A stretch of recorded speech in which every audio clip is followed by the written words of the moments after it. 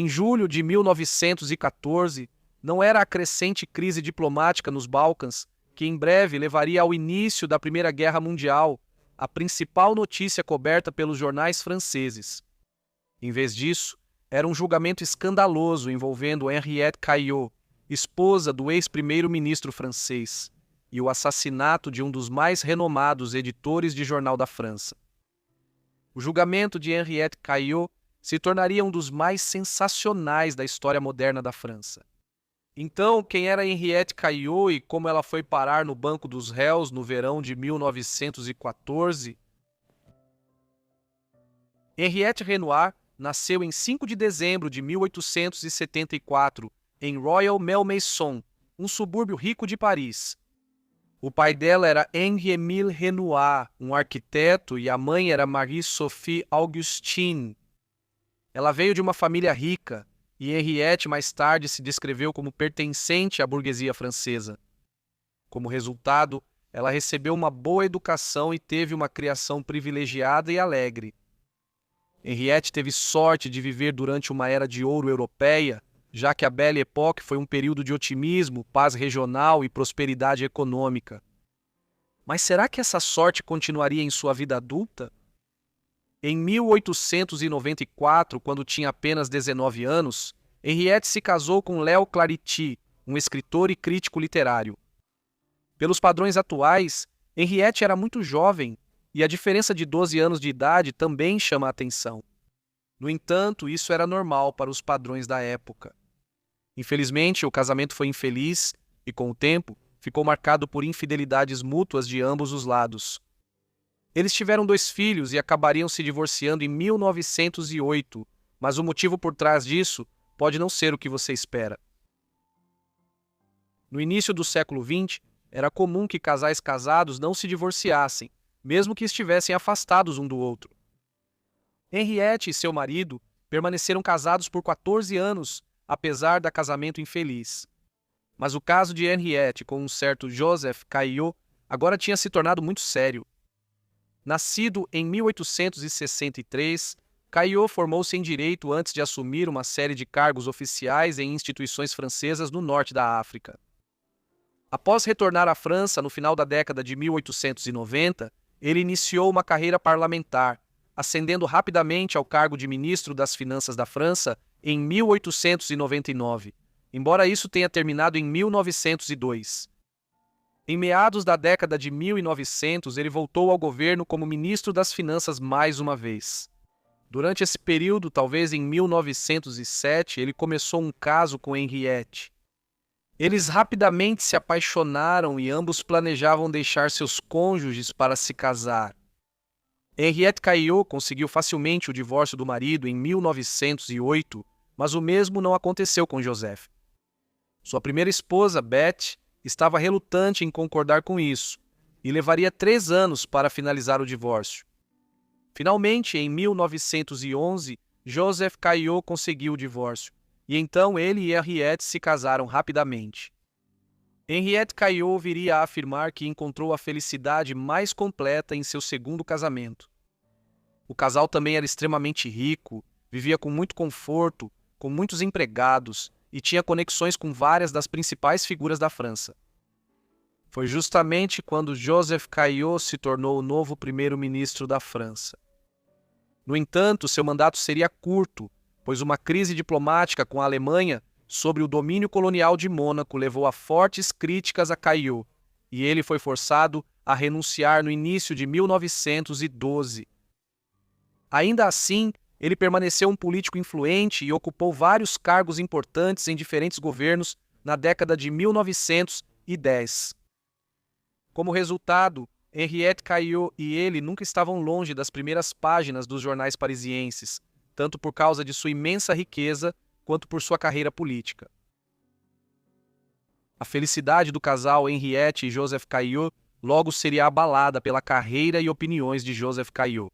Alguns anos antes, enquanto Joseph tentava se divorciar de sua esposa, Beth, ela havia fornecido a Gaston Calmet, o editor do Le Figaro, uma das publicações mais antigas e respeitadas da França. Cartas que haviam sido escritas entre Henriette e Joseph enquanto ainda eram casados. e isso deu início a uma intensa campanha de Calmet para atacar e desacreditar Joseph na imprensa francesa. Tudo isso nasceu da oposição geral de Calmet às opiniões políticas de Caillaux e a sua ascensão como primeiro-ministro da França em 1911.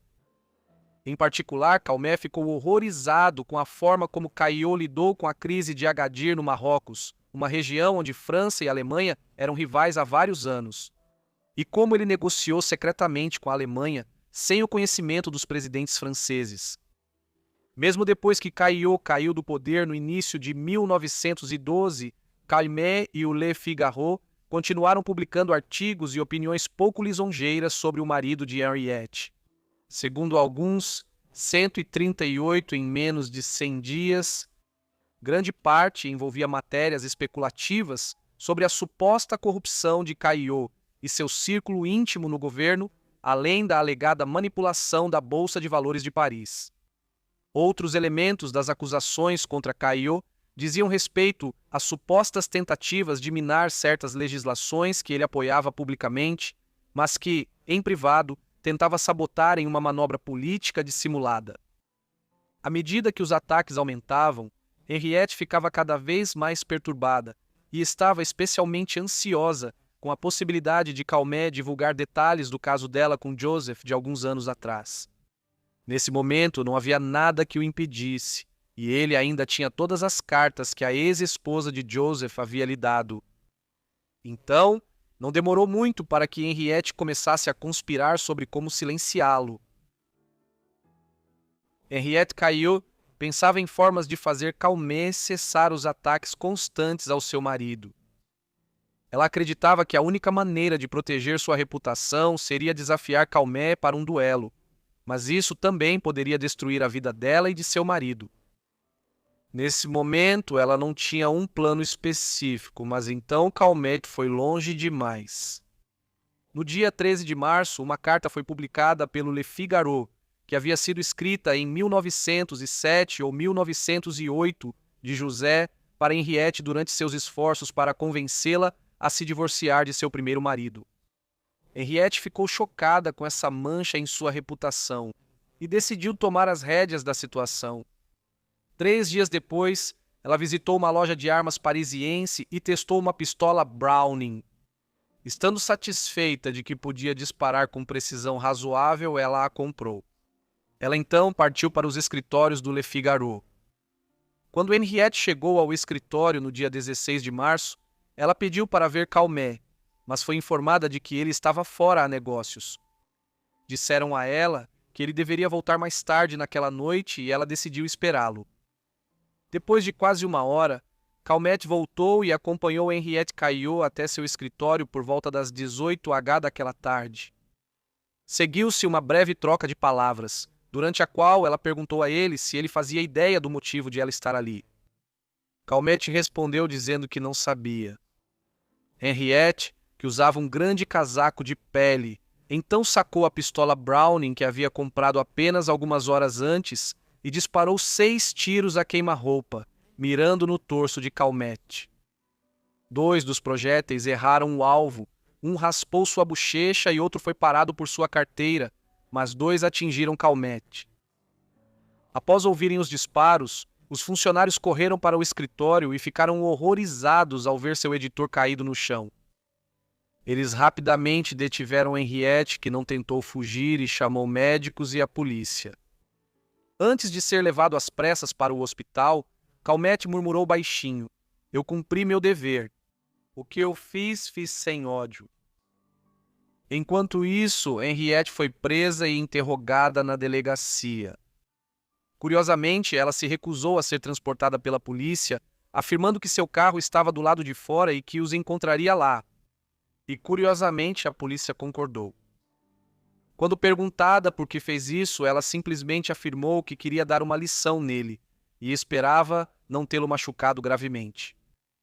Apesar de ser levado rapidamente ao hospital e tratado, Calmet morreu cerca de 6 horas depois devido aos ferimentos dos tiros. Henriette Caillaux foi depois acusada de matar Calmet e presa.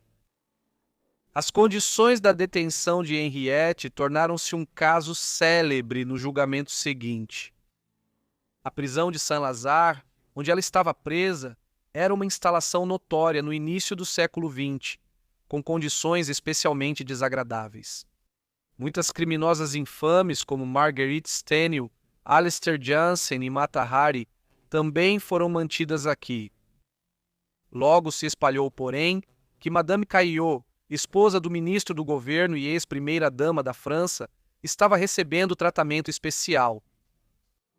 Para começar, a cela dela em Saint-Lazare era aquecida, algo incomum para a prisão.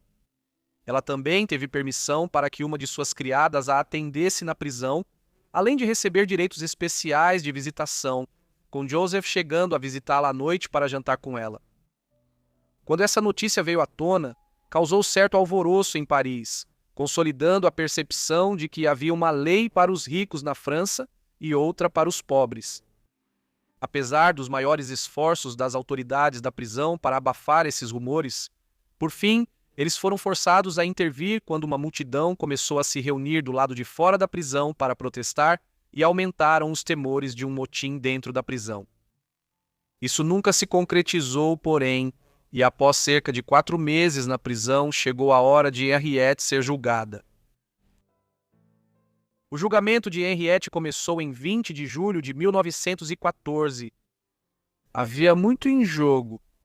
Se condenada, ela poderia passar o resto da vida na prisão, ser deportada para uma colônia ultramarina francesa como a Guiana Francesa, ou, pior ainda, poderia até enfrentar a pena de morte. O julgamento extraordinário dominou as manchetes francesas, mesmo com a Europa caminhando rapidamente para a guerra. Durou pouco mais de uma semana e o desfecho chocou a sociedade. Durante todo o processo, a equipe jurídica de Henriette a retratou como uma mulher levada a agir de forma irracional, devido à campanha difamatória orquestrada por Calmet no Le Figaro. Com isso, seus advogados tentaram convencer o tribunal de que Henriette tinha responsabilidade reduzida por suas ações e que aquilo não foi um assassinato premeditado, mas sim um reflexo feminino incontrolável resultante de suas fortes emoções. Em outras palavras, um crime passional. Mas a promotoria também tinha um caso sólido. Henriette foi interrogada e admitiu ter atirado em Calmet, o que resultou em sua morte. As provas de que ela era uma assassina eram irrefutáveis. A opinião pública sobre o julgamento estava dividida. A esquerda acreditava que os ataques de Calmet haviam levado Madame Caillot à insanidade temporária, enquanto a direita a via como uma assassina a sangue frio que silenciou um crítico a pedido do marido. Muitas figuras de destaque compareceram e até o presidente francês prestou depoimento. O julgamento dominou a vida francesa, com praticamente todos acompanhando o drama e as reviravoltas do caso. 8 dias após o início do julgamento, o júri composto apenas por homens já tinha ouvido o suficiente de ambas as partes e seguiu para a deliberação final.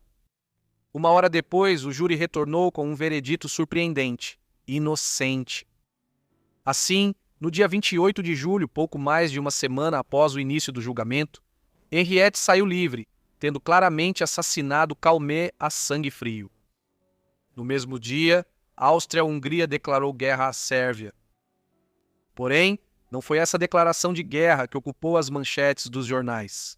Não, foi o veredito do caso de Henriette, com muitos criticando o resultado e afirmando que Joseph Caillot usou suas conexões para influenciar o júri. Não temos certeza se isso é verdade, mas um motivo pelo qual o júri pode ter absolvido Henriette pode ter sido o fato de eles perceberem os crimes de honra como algo um pouco mais justificável do que um assassinato a sangue frio. E neste caso, eles claramente perceberam a senhora Caillot como alguém que agiu para defender sua reputação e honra. Ainda assim, esse não seria o último escândalo do casal. A data do assassinato, o julgamento e o clima político fizeram as ações de Henriette virarem alvo de teorias da conspiração na época. Muitos consideravam o julgamento politicamente motivado, possivelmente como tentativa de enfraquecer o pró-alemão Joseph Caillot na política do país antes da guerra. O momento foi certamente peculiar.